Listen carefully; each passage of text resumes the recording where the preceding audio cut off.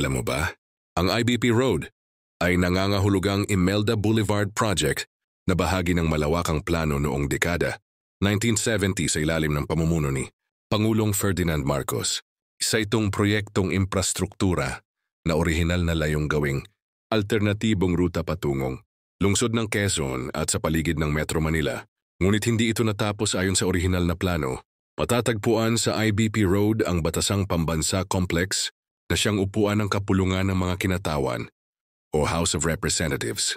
Noong 1978, sa panahon ng Batas Militar, itinayo ang gusaling ito para sa bagong uri ng lehislatura, ang Batasang Pambansa na papalit sana sa dating Kongreso ng Pilipinas.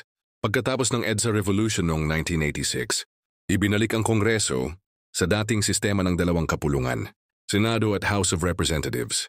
Simula noon, naging sentro na ng paggawa ng batas ang IBP Road, partikular sa loob ng Batasan Complex. Sa kasalukuyan, kilala ang IBP Road hindi lamang bilang daan papunta sa batasan, kundi bilang simbolo ng demokrasya kung saan araw-araw ay pinapanday ang mga batas ng bayan. Shoutout na rin sa TBS 13 True Brown Style. Batasan Pride. Gusto mo pa ba ng mas maraming trivia?